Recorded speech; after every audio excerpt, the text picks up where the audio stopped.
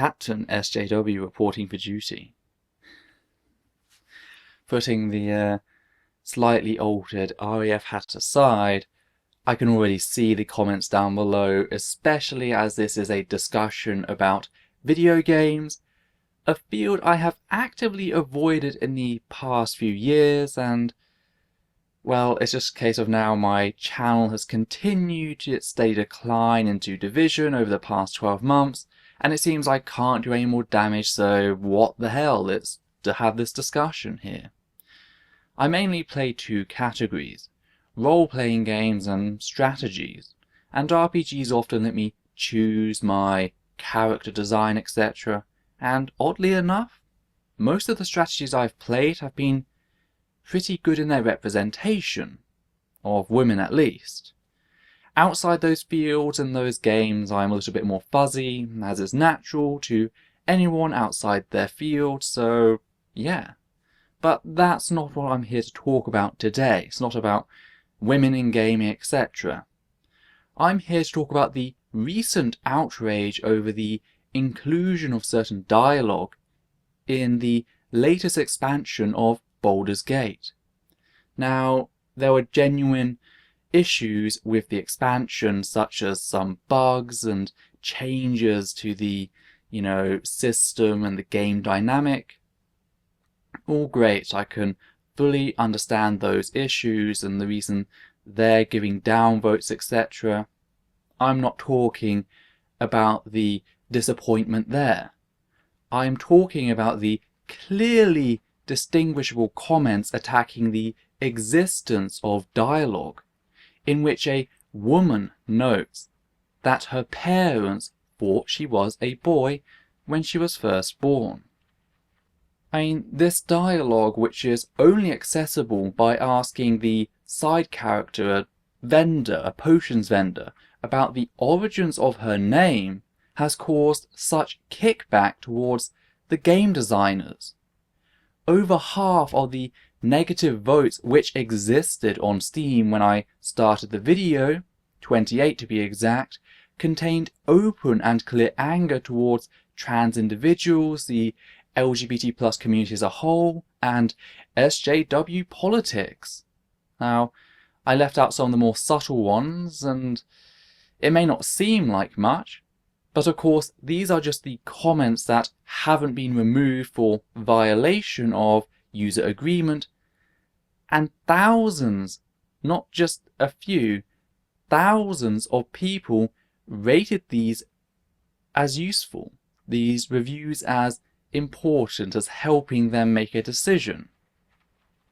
I expect this sort of thing from conservative Christians, like with the whole Fable 2 outrage when you could marry someone of the same sex.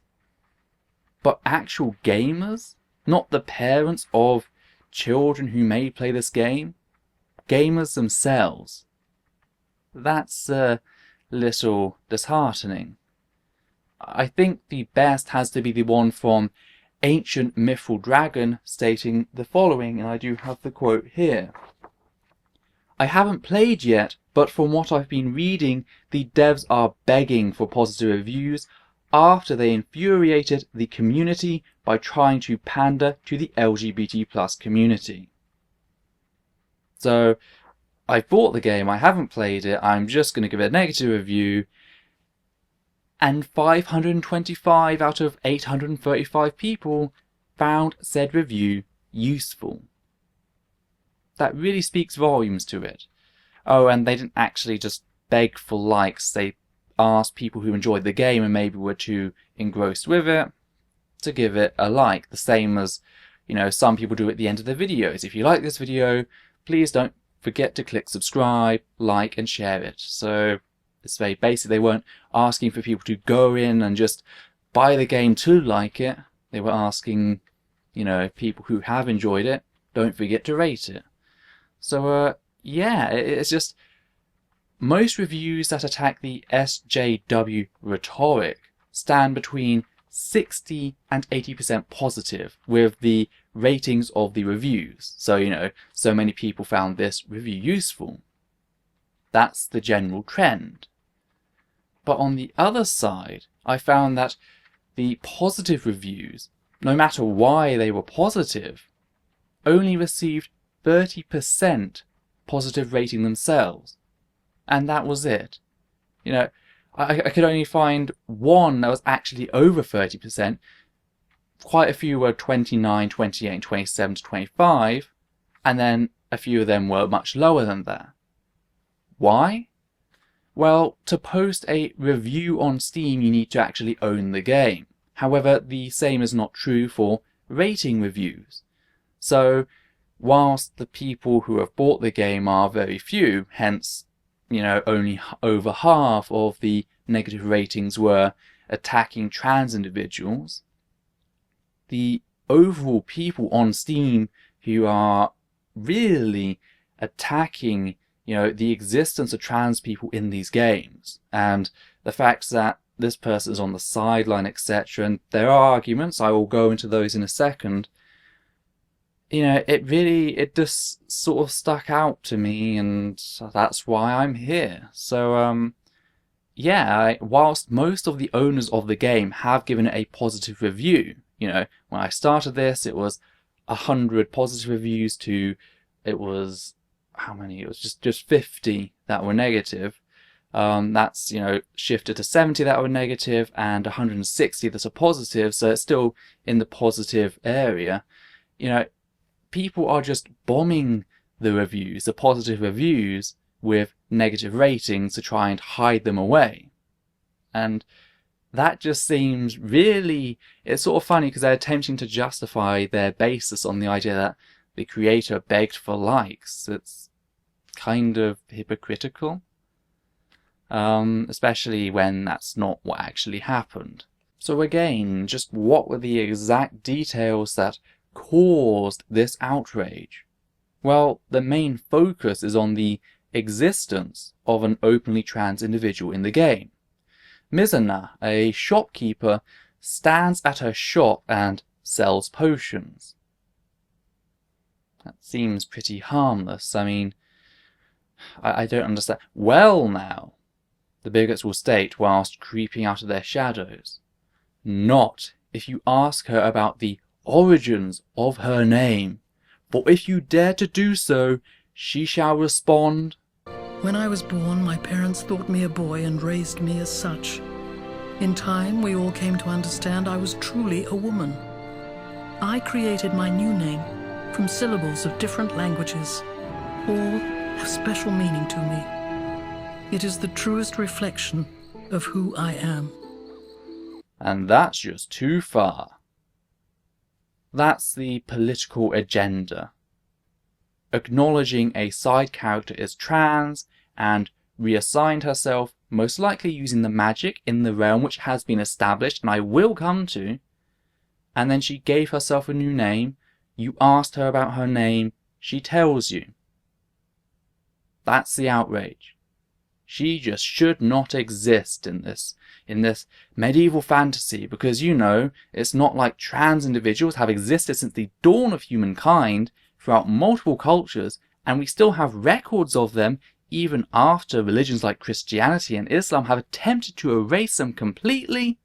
No, it's not like that exists at all, does it? So you want to talk about reality, you need to do a history check. Fact is, that clip that I used was from a video in which the uploader brags about slaughtering said character purely for being trans, titling it Baldur's Gate Misogyny, Tranny Abuse. The video had 23,000 views last I checked, and majority likes. And with that upload, they gave the following comment. It's refreshing to see that nearly everyone, even a lot of neutral folks, consider this a bastardization of a classic game world. Beamdog dug themselves a hole that their company will never recover from now. Any potential Baldur's Gate 3 they develop will fail due to people now knowing how little they care for the license. But how well does that stand up to scrutiny? Now, I've been talking in the comments section in attempts to map out some of the further arguments put forward against the inclusion of such a character. But first, we of course need to deal with that assertion that this is a bastardization of the lore behind Baldur's Gate. It's not even vaguely true. First of all, in a world where men can be turned into chickens and walk around a forest until you come and rescue them, and druids can shapeshift into animals at will, magic allowing a person to reassign their sex, it's relatively mundane. Much in the same way that JK noted the absence of controversy around the LGBT+ community in the wizarding world, a woman becoming she-bear makes woman trapped in man's body gaining the body she desires really nothing special. It really is. But I don't even have to rely on this abstract suggestion. We know sex reassignment was a thing in the Baldur's Gate universe from the very first game. Original edition. Not the enhanced one.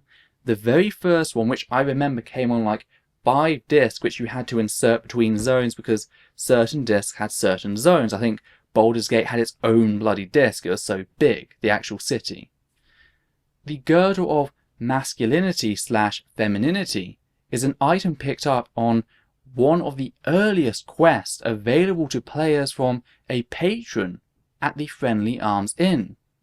The female dwarf Unshay tells a tale of how she was mugged by an ogre with a girdle fetish. Now, she actually tried to bribe the ogre with a signed copy of her book, being an author, failed, and the ogre took the girdle and she wants it back. So you track down the ogre, kill them, and you find Unshay's girdle, along with another, which is mystical. You have to get it identified because it's unknown. It's a magic item. You don't know what its effect is until you take it to a priest and they do it, and it binds on pickup. And what it does is it changes the sex of the wearer. This item existed in the first game, maybe for different intentions, but facts remain facts. This is not a new addition to the Baldur's Gate universe. The lore has not been tarnished, it's been built upon. So we come across someone who could have made use of such a girdle, and you freak out. It's almost like the outrage towards a black stormtrooper because, oh my god, stormtroopers, they're all clones of Jango Fett, when no, those were the clone troopers, stormtroopers are later. They're completely different to the clone troopers. You know, you only show your own ignorance when you claim this is a bastardization of the original universe. It really is quite funny. So besides that, I went on to the comments and I started getting other complaints, and one of them that I heard was, yes, gender swap exists in the lore. Therefore, trans issues are non-existent. Therefore, this person shouldn't respond to the question about the origins of their name with a trans story. Because, you know, that makes complete and utter sense. Which hopefully actually shows how stupid as I went through it. I mean, we can sexually reassign people. That doesn't then mean they get equal treatment. That's that's just a wrong conclusion. Getting reassignment doesn't end a trans issues. That's why, yes, reassignment makes them far more happier. It doesn't solve everything. It's not a magic wand that resolves all issues. Have you seen what is happening in America at the moment? We have the technology, doesn't mean fuck all. Fact is, someone then stepped in after I was done making my points and just blew what I set out the water. Fellow user and seemingly major D&D fan, Big Lundy, seemingly holds a wealth of knowledge and was actually able to break down the cost of sex reassignment in the Baldur's Gate universe. A 8th level spell costing roughly 1,000 gold pieces would allow a person to change their sex permanently.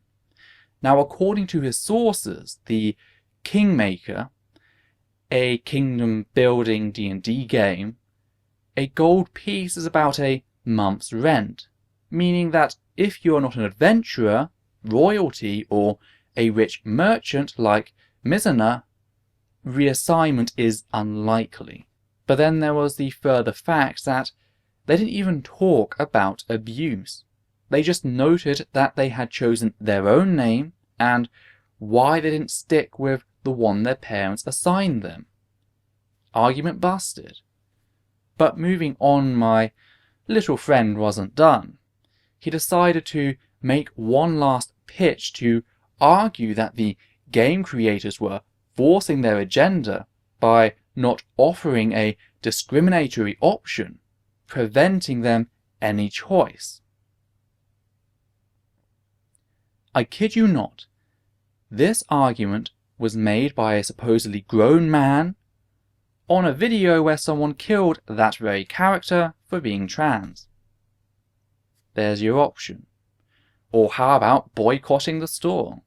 Or you could just go through the game, realizing that they are of a minor character and impact you in no way.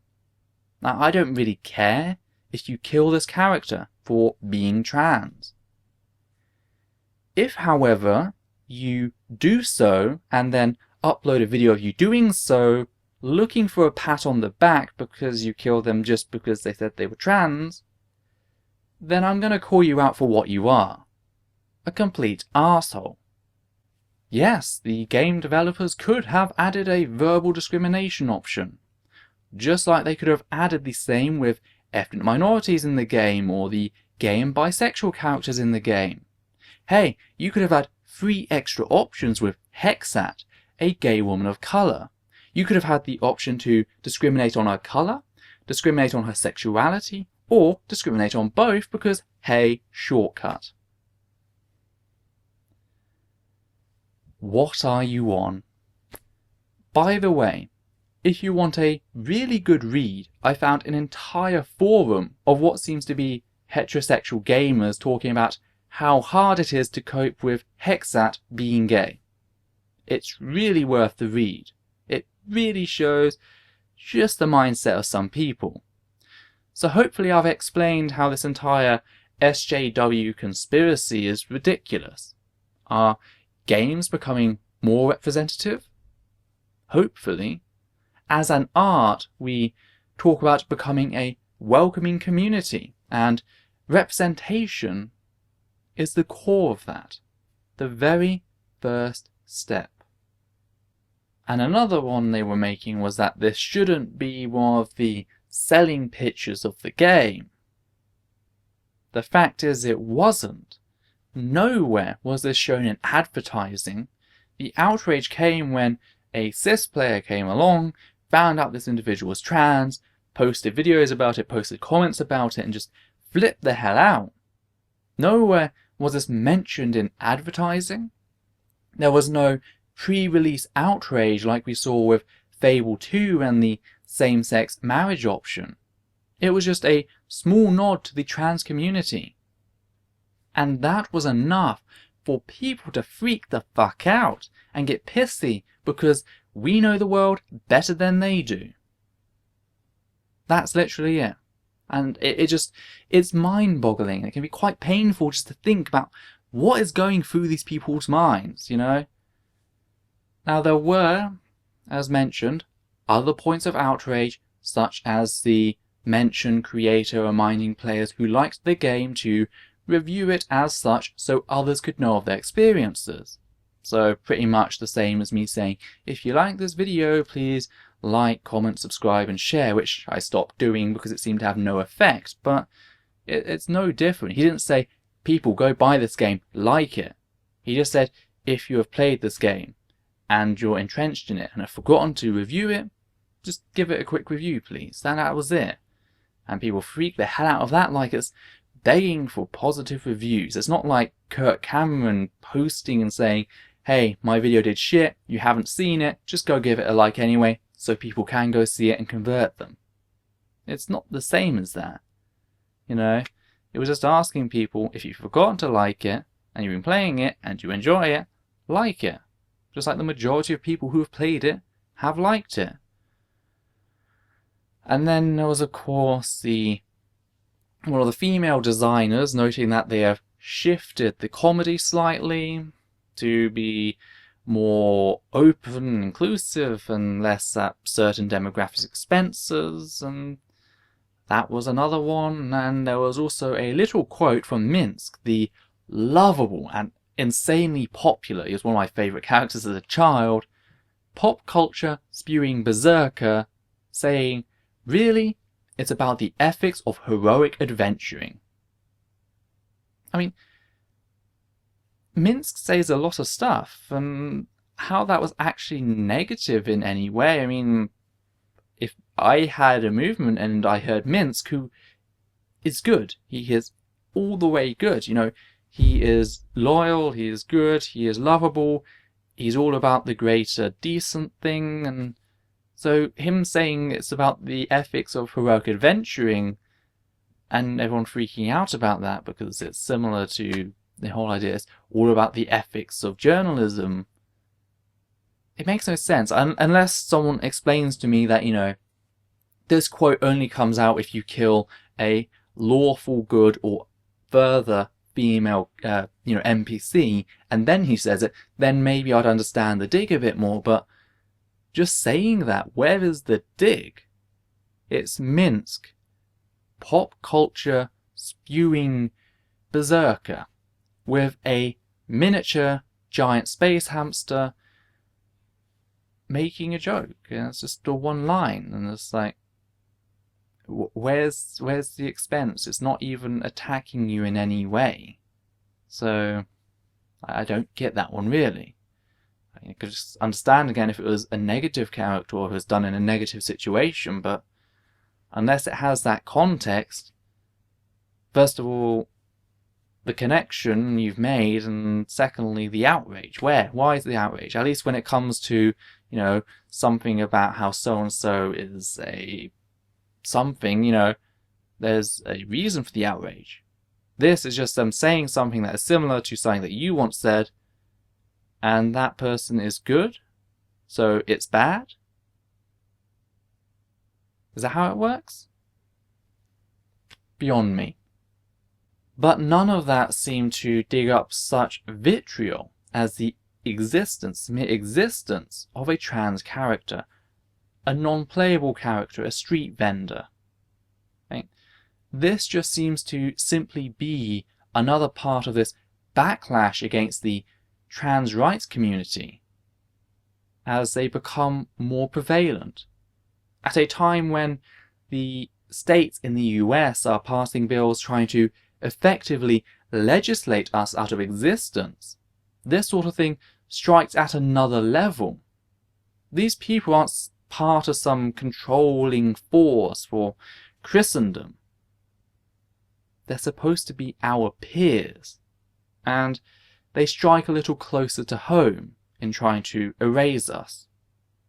Again, I am focusing on the thousands of people who have accepted this hatred as perfectly okay, because keep politics out of games.